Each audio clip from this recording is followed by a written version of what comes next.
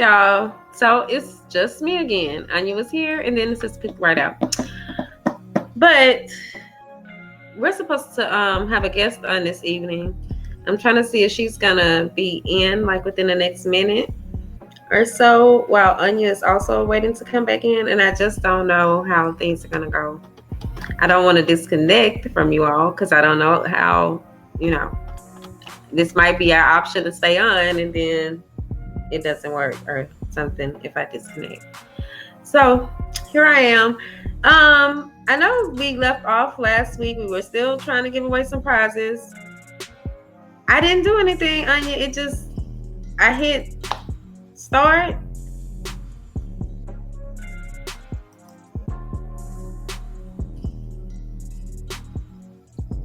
Don't touch nothing. I'm gonna have to bring the guest in too, but all I did was bring you in. So it's not me, it's the system. They just tried to reach out to me too, but I told them I'm about to end my service, and I ain't have time to talk because I don't. So, is our guest does she happen to be watching? Do you know? I don't know, but I did email her. I emailed her PR person. I apologize, you guys. I hate that we always say technical difficulties. In this new year, we ain't gonna be no technical difficulties. We're gonna find a system that works. We're gonna meet up in some neutral place on Tuesday nights or somewhere. We're gonna be so blessed that we could just go into a studio. Hell, well, look, I don't know how far Jackson is from you, but I don't think that's any closer. But it's further. Is it? I know. Okay, so we are live then. Well, I'm just seeing you. Oh, there I am. Okay. So yeah, well, live. What else? I mean, not like what else. But I know the discussion for tonight was supposed to be domestic violence, which of course impacts so many. Especially, I'm not gonna say I don't know if this is a fact, but it definitely seems like domestic violence might be more prevalent within the Black community. It could be. And we have to remember that domestic violence, like we talked about last year, it goes past just physical. It can be emotional and abusive. I mean, emotional and mental. After I shared my story on, I had 2 different domestic violence occasions. One was physical, and I was the person. I was the person doing it. Here's the thing: as women, we get mad, we hit our man. We get mad, we hit our man. He can't hit us back. That's domestic violence, and that's what happened. No, I wasn't trying to kill him or anything, but I did put my hands on him, and his mother was like, "You better stop putting your hands on my son before he hits you." All right, so again, it's the difficulties, but Anya did also share a little bit about her story in a previous episode as well, so you all can listen to the one from last year. I'm going to try bringing our guest Brittney in now. Let's see how it works.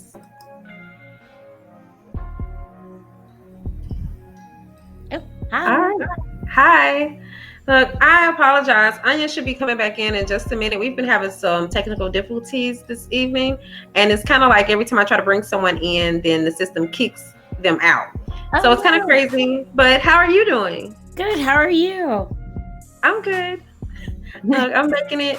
Okay, I'm going to try to bring Anya in now. 1 second.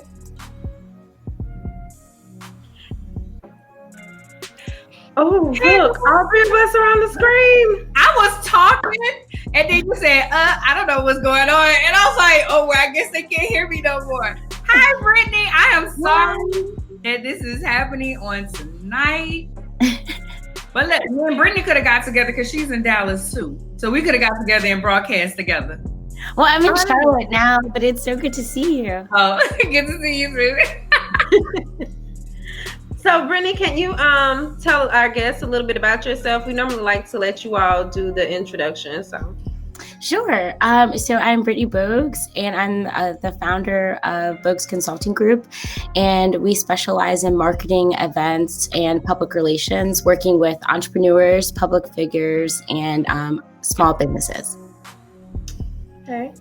And the reason why, just a side note, the reason why I hadn't like shown a crawler or anything is because I'm also still afraid. I don't want to get anyone kicked out. So I will drop Brittney's, I will drop Brittney's information in the comments. Or you know what? I'll do it after the show because I don't want to mess it up either.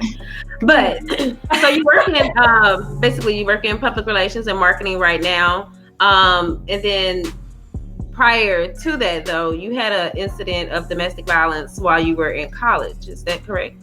Yes. So, and also prior to starting my company, I actually worked at a domestic violence shelter. So in Charlotte, North Carolina, I worked at Safe Alliance. So shout out to Safe Alliance. It's the only domestic violence shelter in Charlotte. They're always at capacity, and they're an amazing nonprofit organization. They've been around for 100 years. And I was actually working on a project called Share Your Story that I created. And in that, I asked women, men, of all races, ages, backgrounds to kind of share their story of domestic violence. And so I realized in asking people to share their story, I should share my own story that I had with domestic violence. If I am asking people to be brave, I should be brave. And my story was picked up by Huffington Post. And so I did share the incident of domestic violence that I experienced in hopes to inspire others to kind of come forward and know that they're not alone.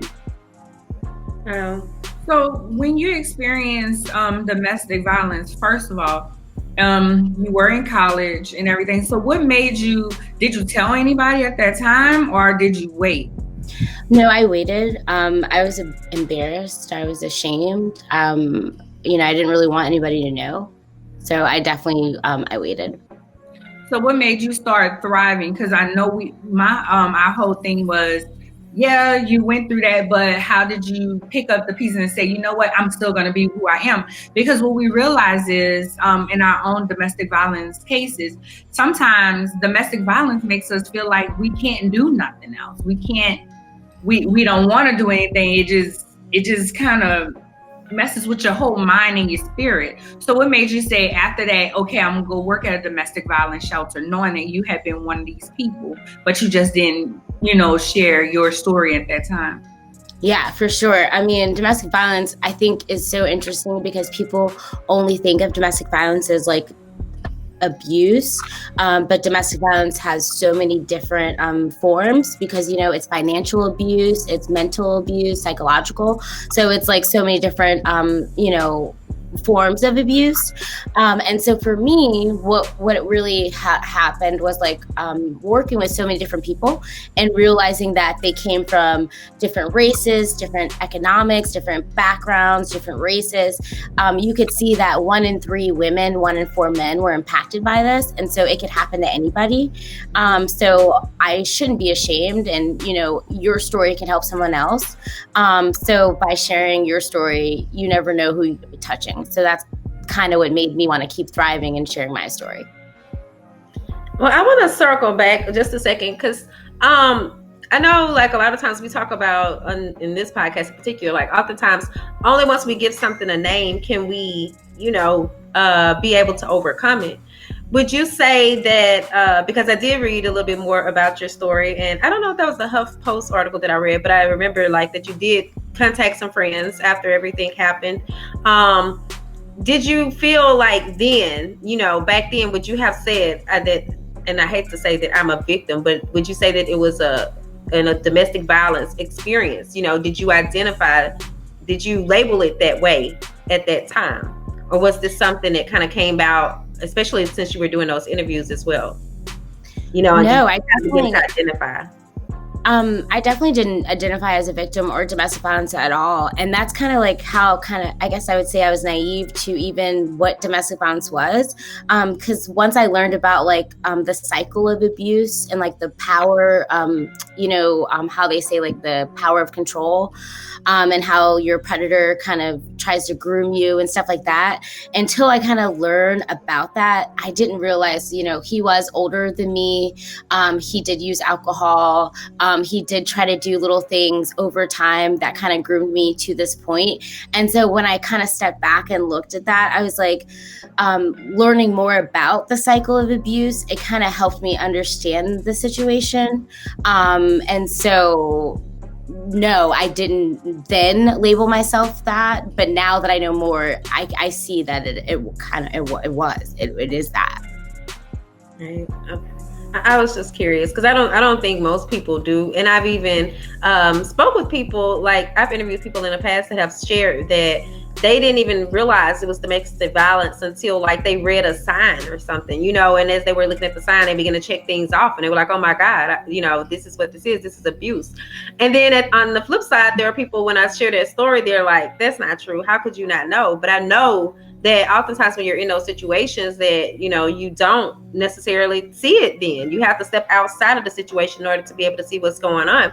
But I also think something that's a little unusual about your situation is this is someone that you previously dated, but you weren't still seeing, and so normally we think about domestic violence as it being someone that's close to you, an intimate relationship, but with you, it was actually like a past situation. So I just, so you have some different, instances, I guess you say, in your story. So would you say that there's anything that you took away from that you can now use? Maybe it's a strength or something that has helped you within your business now?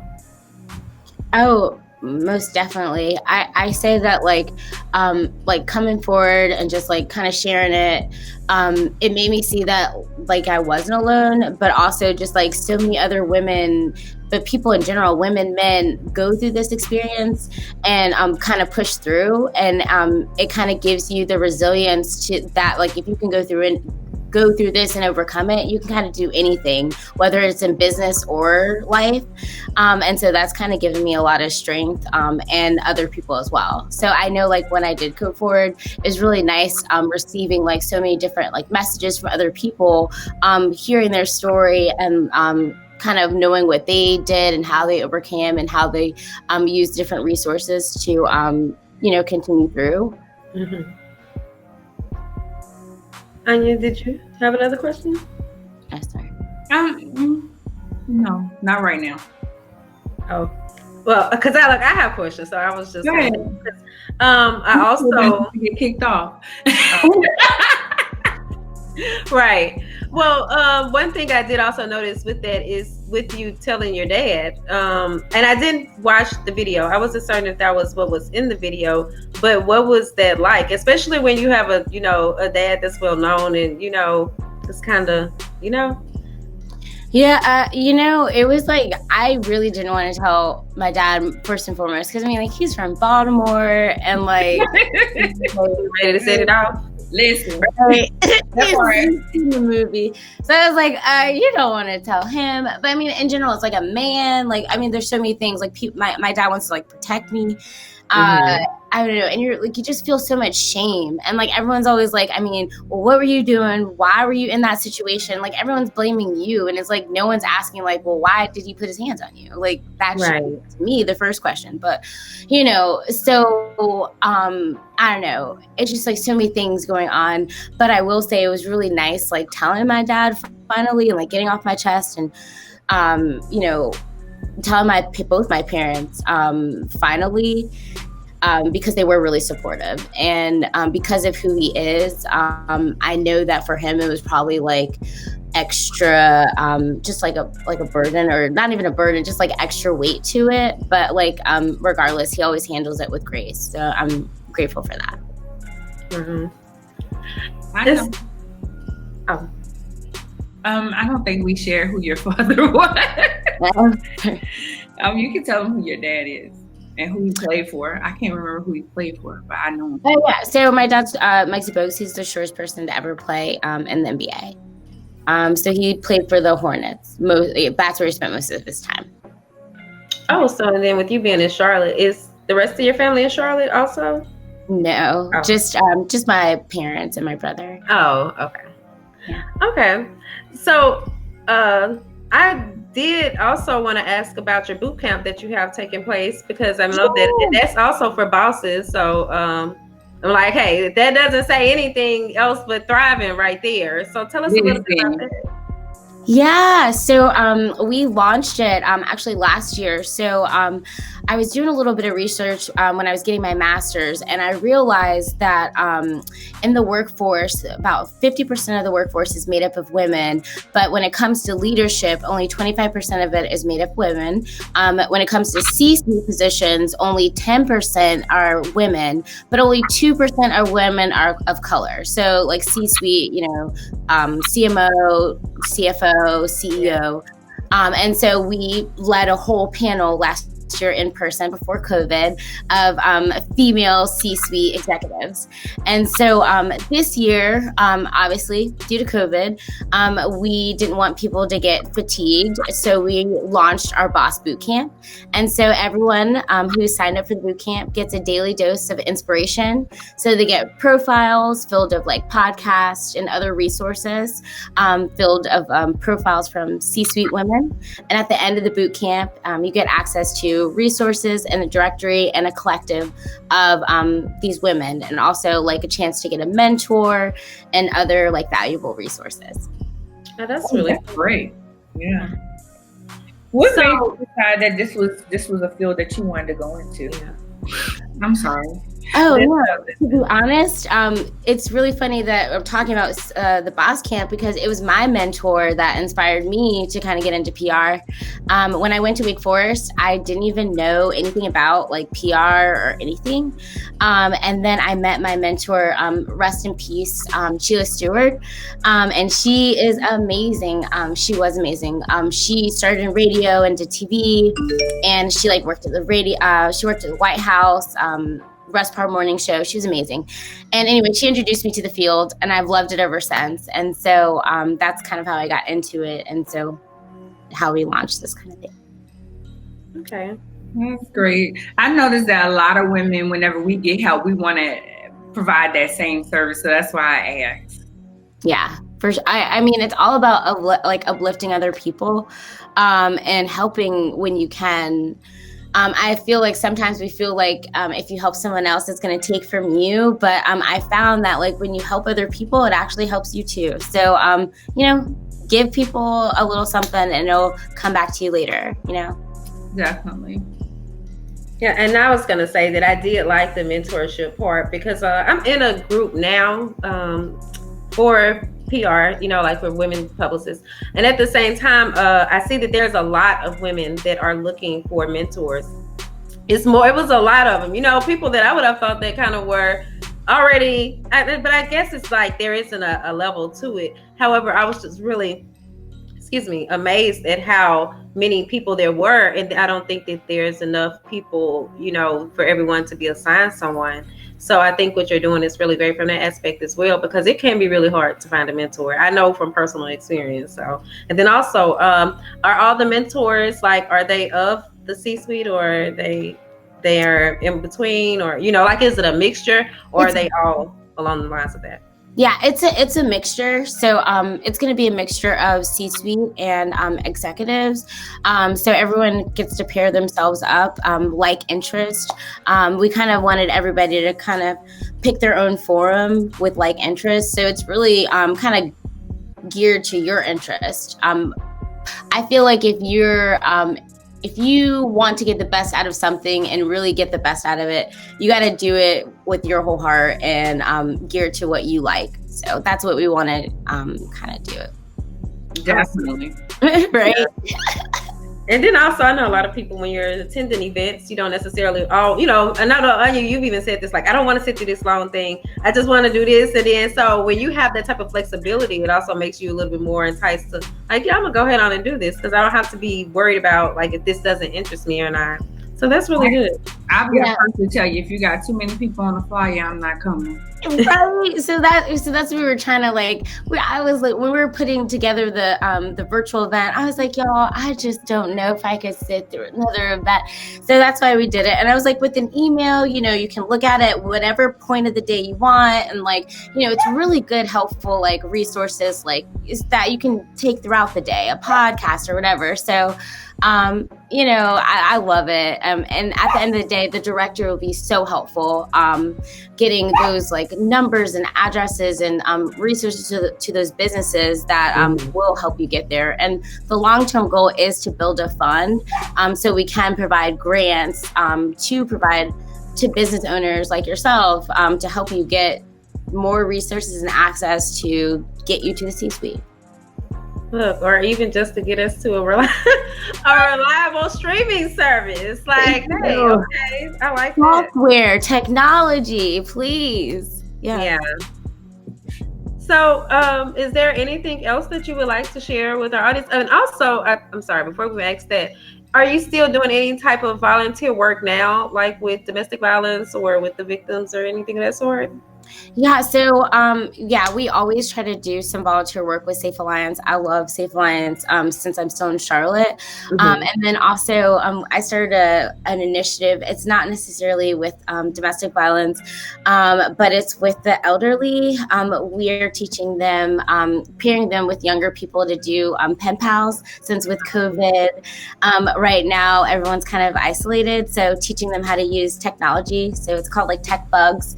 But I'm always an advocate. So I do speaking engagements and things like that. I'm also a mentor through Wayfinders. So I do that as well. Oh, okay.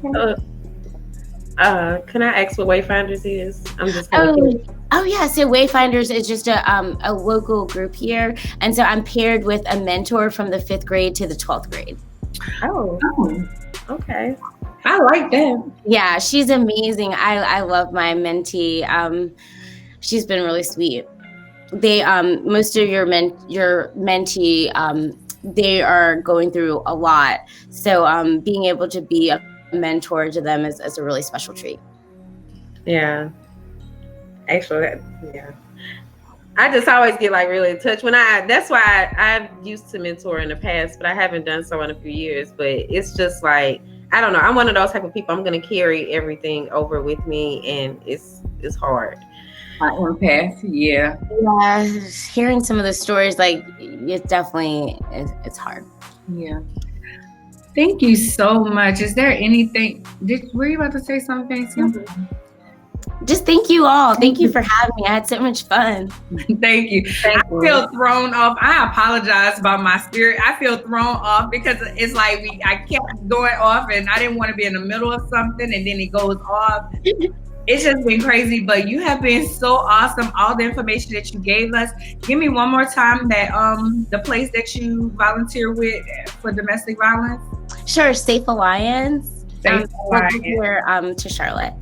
Okay, yes, because I'm gonna put their information in our I used to work there. One of my favorite organizations. They are really amazing. Yeah, I absolutely love working with domestic violence shelters. I love it because my heart goes out to those women, but some of them don't look like what they've been through, and the kids are just awesome. Yeah, and the saddest thing about the shelter here in Charlotte, and majority of the shelters actually, is that most of the demographics of the breakdown of who's living at the shelter is 50-50, if not more of them are children. So the breakdown of the demographic is most of the people living there are kids. And so it's kind of sad because the kids are growing up in the cycle and it's all beginning again. Right. Well, thank you again, Brittney, for coming on. And I'm gonna drop your information in the comments once we disconnect, and I'm gonna make certain that I definitely get it done, because I really hate that I wasn't able to display everything on the screen the way we normally would. But we appreciate you for coming through and speaking with us. No, thank you so much for having me, and definitely make sure you guys sign up for the Boss Camp. And thank you again for the opportunity. I really appreciate it. You're welcome. You have a great evening. You too. Bye.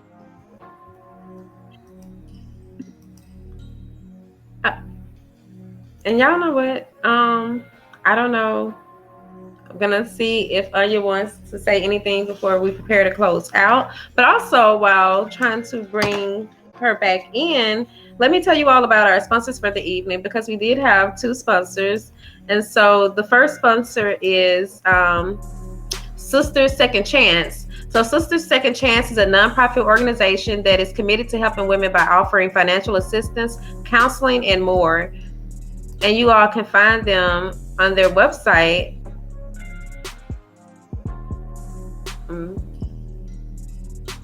I see why I was day drinking. I'm sorry. Sistersecondchance.org is their website, and so that is SISTER2NDCHANCE.org. And then you can also find them on Instagram as Sisters Second Chance, just the same way as the website, in all one word. So that is our first sponsor that we actually missed earlier. And I'm sorry, you were saying, I did not want to stop, in the middle of them. No, you're fine. I was saying I see why I was day drinking. Okay. All the issues. Oh, look, yeah. Now you see, like when you said that about you off, I was like, okay, so now y'all get what I be going through. Like when I'm off, when you're off your balance, off your core, like it doesn't just, you can't just jump back into it and be like, oh, hey, how you doing? Da, da, da. That's right. why I'm not that person. I forgot everything tonight. Usually I get back on, but I forgot everything. It's like just so much stuff tonight. But my friend Franklin was on here in London. Hey sis, thank y'all for joining. He actually had a broadcast. He has an interview. We're gonna have to get him on also. He just wrote a book. We're gonna have to get him on. He wrote a book about Corona, his experience with Corona. So he had it? Like, oh, okay. Maybe I'm gonna book him for December. I have an opening in December right now. Okay. Well, also, let me just go ahead and run the second sponsor to you all. So the second sponsor is Living with the Purpose, LWAP. Living with the Purpose works with busy professional women to help them learn how to prioritize their wellness. Together, they and their clients discuss their clients' current needs and create a plan to tackle what's keeping them from their wellness they desire. So you all can visit their website, and it is actually LWAPLLC.com. So that's LWAPLLC.com. And their Instagram is LWAP Consulting. That's LWAPCONSULTING. Yep. Well, if nothing else, I spelled out everything today. Yay! Like, that's a big deal. I spelled it out confidently, not stuttering and everything else, because I will stutter when I'm trying to speak too slow. You're so silly. Y'all, just thank y'all. Thank y'all for staying here. Hey, Rich and Mary. Love y'all. Thank you for your support. It's just, I don't know. Like, usually I'm okay, like I said, but today it just was like, I forgot everything. It felt like everything I wanted to say, but that's okay. Y'all got the gist of it, domestic violence. And as she was saying, when you're in the middle of it, because when I was in the middle of my emotional mental abuse, I didn't put a name to it. And once I put a name to it, I called it out and I was able to leave that situation alone. But it pulls you down. And you don't understand how much it pulls you down, especially mental emotional abuse, because people are calling out your name. They're telling you you're stupid. You're not good for nothing. It's just a whole lot. And you're sitting there like, how could you love me and you do this? And then they apologize. And yeah, crazy. But thank you guys for joining tonight. I have nothing. Well, I'll be dropping all the links like soon as we get off, because I don't have to run out for one evening. So that's a great thing also. I don't know. My night has not been the best, but I'm just happy about the little things. Like, hey, yeah. So next week is our 50th episode. Oh, wow. Yep. And yeah, I don't know about the rest, but we'll be here. We'll be Maybe here. on another platform. Maybe. All right. Bye, y'all. Y'all can never see my wave. Okay.